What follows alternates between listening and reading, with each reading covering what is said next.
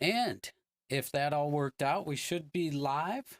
We seem to have some decent internet speeds here. Very last minute. Sorry for the delay in getting in the new and improved Co-Video Live TV studio. We've got new mixer, new switcher in place. It is operating up to speed. Had fumbling a little bit at the last minute there to get it going, but we should be able to make this look and continue to improve the look of it as we go on. Having a problem with the earpiece here again. Amateurs running an operation. That's what you're going to get. All right. So today is what? I got to look at a calendar. Today is Thursday, March 26th. I'm losing track of the days. This is Co-Video, where are we at here? Co-Video Live TV, episode number 10. It's a very momentous occasion. My son actually baked a cake. I have no easy way to get it up on the screen there. You see it says episode 10 in Roman numerals, episode X. There you go. So thank you, Mitchell, for contributing that to the show, and welcome to our 10th episode. Can't believe it has gone on that long without getting shut down by the FCC or whoever it is that governs internet access. All right, I've got our first guest in the virtual green room, and if we can pull this first live switch off, we're going to say a nice hello to Jen Poskin. Let me just do something real quick. Do that, add that, hit that. What do you know? Hello, Jen. Welcome to the show. Hey, Ron. How are you? I am doing well. Well, that worked out really well. All right. So we have, Good. first thing I have to mention the people that were on commenting. I see Tammy Smolin. Sounds familiar. I I know recognize her. that name. I've been with her for a few days straight now. And Amy Hill is checking in, but I'm pretty sure that's not Amy. I think that's her son, Jack. So what's been going on with you, Jen? Well, not a whole lot. Sheltering in place, right? That's what we're all doing. Exactly. So, I've tried to have a trying to, mix of people on the show. The reason I wanted to have you on, because you're a good friend of mine, friend of the program now. And I respect your opinion and your professional outlook oh, and thanks. So, perspective. You're a professional realtor, right? You're involved in real estate yes, locally. And I sir. was just curious what was going on. I'm sure some other people may have some questions as well. We're not at a point where we can take calls, so don't worry. You're not going to be Sure. put on the spot. The dumb Okay, questions are good. coming from one person right here. So, how has real estate in the Calumet region been in this area lately? It has been good. It's been interesting. And it's been a little, I think I said to you earlier, a little more business as usual than maybe I would have expected at this point. Mm-hmm. Mm-hmm. So we'll see. Things are still moving, things are still going. People are buying, people are selling. Of course, some caution too. But for the most part, still working more than I thought I would be, quite honestly, right now. Yeah, I would have too. The first thing that came to my mind and that I mentioned to you earlier was just the showing of homes. Eager or disincentivized are people to be showing their homes? I imagine that would be a difficulty. It is, it's challenging. And, I myself would have some reservations there, so I understand where they're coming from. Yeah. There's some guidelines being given, of course, by our national associations and different groups that help us out with advice. Advising people, if they are going to show their home, to make sure that they open any closet doors or cabinet doors that people might want to look into. Try to kind of minimize what people are touching when they come in. Right. Realtors on the showing end are being advised to, bring their wipes along, their gloves, feet covers, anything they can do to kind of avoid touching anything in the home. Mm-hmm. But then on the other side of it, I just got a notification today. As you can imagine, there's a lot of chat groups and people talking about different things. Making a list of buyers who are coming into the home, because, as we have heard, this virus spreads without people knowing that they're sick. And so you may want to know who's been in your house in case you turn up to be sick, or they do, just kind of keeping control of that. So it's just Mm-hmm. like anything else, it's uncharted territory, and we're kind of making it up as we go a little bit. Yeah, I imagine you may be, I don't know about going live, but perhaps a greater reliance on pre-recorded showings or videos of homes or something like that. A lot greater, Yes, and more of that. live also. People, virtual showings are becoming a big thing. Virtual appointments, talking to clients just like you and I are talking right now about selling their home. Because even if you don't feel comfortable putting it on the market right now, going to see homes right now. There's so much that you can do virtually to get yourself up to that point and ready. Hmm. If you're buying, get yourself pre-approved for a mortgage, you can do that without ever seeing anybody in person. Getting your home ready for showings, decluttering and cleaning and all those kind of things. We can do just what you're doing right now. I can walk through your house virtually with you and show you kind of some tips on things you need to do. So thank goodness for technology. Yeah, there is a lot of options. and I would imagine that those, like many industries, we're finding those who were ready with that kind of equipment or expertise, or even just knowledge, approach, or willingness to do it, are probably going to do better, at least in the short term, and maybe come out of it as a better at what they do, right? Yeah, I was actually on a webinar today, and I do feel fortunate because I do work with a lot of relocating buyers. I'm certified on our relocation team, and so I get people moving from out of state, and sometimes they'll come in, they'll look at a few homes, they don't find exactly what they want, they have to go back home after that weekend, and so the virtual showings is something that I've done before and I'm comfortable with. But we were just kind of talking today about, the fact that once we come out of this, things are changing, and how much of it is going to stay that way? How many Hmm. companies are going to realize that people work from home well and they're being productive, and maybe they don't need as many workers in the office? And the same in real estate. People can do virtual showings. Maybe they want to continue to do it even when there is no health threat. So it's going to be Right. interesting to see how that develops too. How about work that was already in the pipeline? I don't know all the lingo, but I've bought and sold a couple homes. Closings. I mean, the ultimate closings that have been scheduled. Have things been postponed? Or do they happen behind glass walls, or in Tyvek They suits, or have rubber not gloves? been What are you doing? postponed. No, they're still happening. Trying to limit the amount of people that are in the room as much as possible. Indiana actually was up for a change in procedure, trying to work for it to happen July 1st, for virtual notary, to be able to sign more documents virtually without actually in person. Hmm. And so they're pushing, our state association is really pushing for that to be adopted sooner. Closings, though, are still happening, and there are some documents that just need to be signed in person and witnessed, and so they're still going on, of course, with appropriate precautions. Hmm. Yeah. Regarding people working from home, there are plenty of people that can't work from home. Yes. Some component, there may be a larger component of certain jobs that become at home, but there's still things that need to be done in person, and real estate is certainly one of those. Another industry that we talked a little bit about was hospitality, food and beverage, and you mentioned your husband was Yes. how the impact on him. Can you tell us a little bit about that? Yeah, so hospitality is both of our first love. That's what I went to school for, and I worked. I was director of catering at Navy Pier for 13 years before I got into real estate. And Steve has been a chef for his entire professional career. Now works at a senior living facility. So very fortunate, and I'm very respectful of the fact that so many in the industry are really struggling. Restaurant owners, employees, so many people that we know are laid off. And I don't want to be Debbie Downer, but that industry is really, really having a tough time. So we've been trying to do a lot of to-go orders just to kind of help them out as much as we can, local restaurants. But Right. the senior living facility is still going, and in fact, that's really the healthcare industry, which is considered essential. So he's still going to work every day and doing his best to feed people. The seniors are really confined to their rooms. Not even families are not allowed to visit unless it's a very serious health situation. So trying to keep them happy and do what he can for them.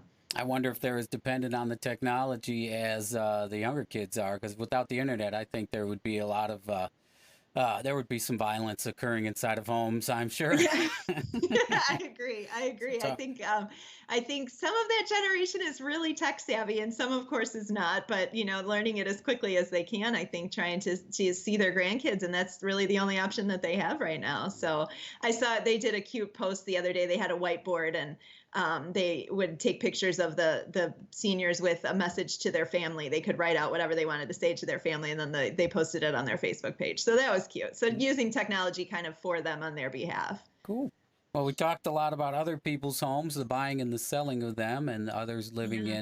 in care facilities as well. What's going on in your particular home? How are you weathering out the Hoosier hunker down lockdown? We're doing our best. I'll tell you what. I don't know if anybody else feels the same way, but the sunshiny days are a lot easier than the cold, gray, rainy days. So yesterday was beautiful. Today was Not so much. not as wonderful, but Right, right, right. but we're hanging in there. What's bugging my kids the most is the sports being gone. My Hmm. kids are both really into their sports, and we are right in the middle of travel volleyball season for Danny, and St. Mike's basketball season was just kind of ending. Travel softball is just kind of supposed to be getting going right now, and it's just gone, you Mm-hmm. know. And Mm-hmm. um, going from practicing different sports 20, 25 hours a week to nothing. So that's their big struggle right now. I know a lot of other parents are seeing that too with their kids. You feel bad for them, you know. It's Exactly. just Yeah. Even no even going friends, no forward, sports. some Yeah. things. My son was calling St. John and asking. He was actually calling. Original idea was calling about these town-wide garage sale, and while he had Oh, someone on the line, had an ear. That he asked about volleyball. Apparently, they're saying volleyball is canceled for the summer. They're not no planning to way. do that. That's what Oh, again. Trust a 12-year-old. Now I guess well, I don't I think he crossed the would. line though because I was trying to provide reliable information when we did. I'm almost certain that to be the truth, but I'll double check Oh, for that's next a show. bummer. Danny's played the last couple of years, and I think actually Mitch and Danny were on the same team last year, right? And they really had a good time with It's a that. lot That of was fun for the parents. It's this oh is where the pain is happening now, is that people are not able to interact school yeah. wise, school parents, athletics, and whatever. So, well, I don't want to end on a down note. Is there any kind of event or anything you were plugging or appearance that you're going to be doing? I got to end this like a professional here. Any shows you got coming Oh, up? okay. No, but I do have, if anybody does happen to have an interest in real estate and the technology and how this is affecting, you can check out my website, jenposkin.com. There's a page there actually about the COVID-19 and how it's affecting real estate. So if you want more information there, you can do that. I But will verify um, that with you and put it in the description of the video so anybody watching will perfect, be able to click right through on that. So, all right, I perfect. appreciate it. Did you have during the preview there, we had a special four-legged guest that came up. Is that animal close by? Where No, is too he? far away? Let I me don't see if I know. can, let me see if I can grab him Say real quick. goodbye. Yeah.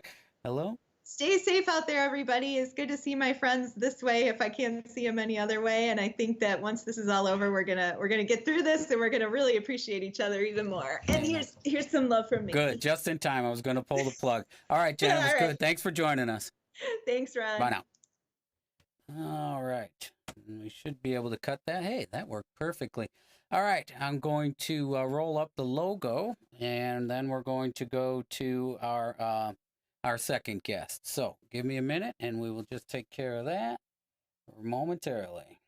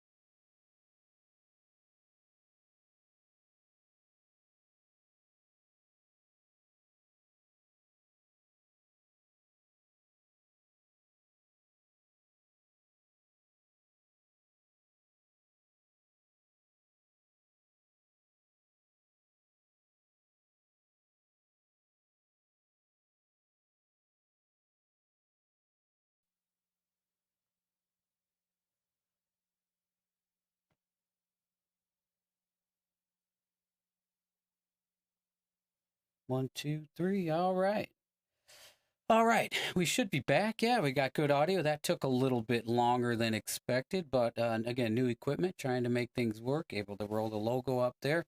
Let me reset that. Reset that. Looks good. Got my keyer on. All right, so for our second guest of the night, we're going to bring on straight from Nashville, Tennessee. This is my brother, Larry Smolin. Let me get the audio up there. Larry, are you with us? Can you hear me? Yes, I am. All Yes, right, I am. and you are up and on the screen. Can you see yourself? Perfect. Things are Yes, working I out. can. Yeah. Yeah, good evening, Ron. Yeah, welcome. Welcome from Nashville, Tennessee. What's been going on down in Nashville, COVID Well, related? let me say first of all, I don't watch a whole lot of TV, but when I do, it's usually co-video TV. So Yes, I'm yes. I'm very surprised and honored to be on your 10th show. It's the second, There you go. exactly. That's It's for the you, Rachel. second most binge watch program in this room. Yes. It is. That's what I heard. So we talked a little bit earlier about what may be going on inside of Nashville, specific COVID lockdowns. The state of Tennessee, I misreported, is not under a full lockdown, correct? That's correct. What we have is each of the municipalities have called their own, and in Nashville, it's called Safer at Home. Mm-hmm. So to put a little local spin on that. So before we go on to that, I can't help notice of all the shirts in your closet and all the shirts in my closet. What the? Yeah, no, I don't know Yeah. how the professionals do it. I mean, that was something that I've learned a lesson here. Make sure you communicate. It's almost like I'm looking in the mirror or something. Okay, Isn't go this- ahead. Go ahead. Go Isn't ahead. this Yeah. one of the? Go ahead. Maybe if we do the Anyways, it's been a rough month in the Nashville area. If you go back to March 3rd, recall there was a EF4 tornado that ripped through not only Nashville but my neighborhood, just a block away. And as my wife and I were trying to escape the confines of our home, we went for a walk last night, and it in some places it looks like it did almost 3 weeks ago. Mm-hmm. Piles of brick, trees. It's like it's paused for the virus. It just everything kind of stopped. So unfortunately, some people are suffering with the double whammy. Yeah, yeah. You mentioned that you were had seen a lot of crowds out at home improvement stores of people doing a lot of work. I reflexively assume that it was related to rebuilding around the tornado that went through. But you're saying in areas where that wasn't necessarily the case, you're seeing a lot of people shopping for toilets and plywood or whatever, huh? Yeah, I was in the next county over today, and it looked just like people were stir crazy, just looking for a beginning of their often delayed home improvement projects. So it was the parking lot was full. It looked like a Saturday. Mm-hmm. I believe it. We have not had very much connection to a somebody who actually had COVID in Indiana. I mean, there aren't that many cases, and I don't know of anybody even through somebody. But you mentioned somebody that you play hockey with that you had been Yeah, exposed. a friend and teammate of mine was stricken with the virus about a week ago, and he put a post on Facebook. It began with profuse sweating, and then went to Vanderbilt to get the test done. And then a few days later, he was given a call with the positive result. And according to his words, it felt like he had been through a 15-round fight with Mike Tyson. Oof. And the body, and this is a great big guy too. I mean, tough guy. But a week later, I checked with him, and he's still he's achy and tired. But I guess you just have to be aware that you might not have the shortness of breath or the coughing, of which he had neither. But the fever and the soreness, and it manifested in a positive result. Which reminds me that for the safety of my guest, I neglected to do a quick temporal scan here just to launch the show. 98.8, a little warm, a little warm. I put long sleeves on. I'm usually in a t-shirt here, but it breaking out my Yeah, Christmas shirt for the show. What uncanny that you would think of the same. We do think alike. We do think alike. that's right. That's right. It's almost like with the NFL or NHL, people are copying jerseys. Well, I'm copying your shirt, Ron. You got lots of fans out there. You still washing it in cold and line drying it and getting a few more years use out of it? Absolutely. These shirts go way back, and it's going to be in my wardrobe for a long time. Thank you. Right. Have you heard anything? You mentioned Vanderbilt, local hospitals, shortages of supplies. What's the story there? Anything? I have not. I have not heard that. I only on the media, and it's a nationwide issue beyond local. Our son lives in Brooklyn, and that's a big epicenter and of this disease, and the U.S. Epicenter. And I believe that they have severe shortages of equipment and hospital beds in our nation's largest city. Yeah, just due to the total number of cases there. I saw there, it was the governor or the mayor was saying, hey, if everybody in the country could contribute and help, and if we were to attack this as it springs up in certain areas, we might be all better off. He was promising to help when they were over the worst up the mountain or down the other side of the mountain. I believe his words were. Right. For basic supplies, and here, not too much going on. I want to revisit with one of our guests that we had on, an emergency room nurse, and see where things are a week or so later. But in general, this area, Chicagoland area, has not been hitting that hard. I don't think people are taking it that seriously here. In fact, mentioned it yesterday. They're talking about shutting down the lakefront and some of the parks because too many people are out and not adhering to the suggestion or order to stay home. Well, we, on our walk, no cars in the streets. As you know, Nashville's a huge tourism destination. The bars are closed, the restaurants are closed, the gyms are closed, the sports are shut down, just like everywhere else. It's a virtual ghost town, except at home improvement stores, I guess. Right. How about grocery stores? You got something close by. The farmers market was a victim of the COVID lockdown, wasn't it? Your local farmers market? Absolutely. Yeah, that's just a gathering place. But I think as a nation or as a locality, we might have reached a critical mass today because I found toilet paper. So we've reached and I took pictures of my find, like I just snagged a 10-pound bass and sent it off to my family. So they were real happy with me, like a big game hunter or something. So was it single ply? It was Charmin. No. No, it was Charmin, but I'd come up dry a few times. So this is my first one, and I think we've reached the point, Ron, where enough's enough. Everybody's got enough. So now there's plenty. So yeah, I want to bring our other guest on, Dawn, who works at a supermarket locally, and hear what she has to say as dust is settling, or maybe getting kicked up again. I know that they and other stores were refusing to take returns on things that people overbought. It's like you're stuck with it. Hopefully, you learn your lesson. I saw that. Speaking of stores, I would like to honor both Dawn and our daughter, who works working on the front lines in a non-medical way at the grocery store at Kroger, and also working at Walgreens Pharmacy. So there you go, just exposure to people all day long for food and medicine. So there are other people doing their best to help others.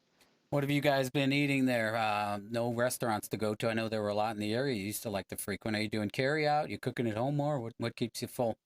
We've gone to try to patronize, and I put it on Facebook, our friends that run local restaurants to keep them running, and we're just trying to eat healthy. It's a struggle, but we're trying to keep our old habits, which is difficult, but. No trouble finding the kale to throw in the juicer or whatever the heck green shakes you've been drinking? No, that's no one buys that stuff. It's available, so we're good. Plenty available. Plenty available. All right. Any events coming up that you're going to be appearing in that you want to plug? Something? No, the only thing I would like to plug is that the tornado is still being the effects are still resonating throughout the city. And there's a charity called Hands On Nashville, HON. It's HON.org. So if you feel the need to provide any support to that, there's still a need for the people that are suffering from the tornado. Shoot me that via text. I will put it into the description of the video so anybody watching on YouTube or catching the link on Facebook will be able to click right through to that and help out if they can. Okay, I appreciate that. Thank you. All right, and with that, we'll see how this goes. Let me roll down the audio. Thank you for appearing on our 10th episode, Episode X. Larry, hopefully we can check back in with you again. Thank you, Ron. All right, have a good night. Good night. All right, and with that, we're going to wrap up our 10th episode. Our first episode with the whole new setup here. We've got a whole new mixer. Hoping to bring some graphics in. One of yesterday's guests, Eddie Wantuck, threw me a couple of logos. We're going to try and put those in. Maybe have something running there across the bottom. Maybe over here. Maybe over there. Maybe up there. Put something in. And nothing scary like the running scoreboard I caught on one of the networks. We're not going to go there. Just some basics, some information, a little bit more eye-catching, hopefully. All right, look forward to seeing everybody tomorrow. Let's see if I can pull this off. I think I got a button here. Would simply go fade to black. Should kill all my audio. We will see you all next tomorrow, 8 o'clock Central Time, Co-Video Live TV right here on YouTube. Thank you.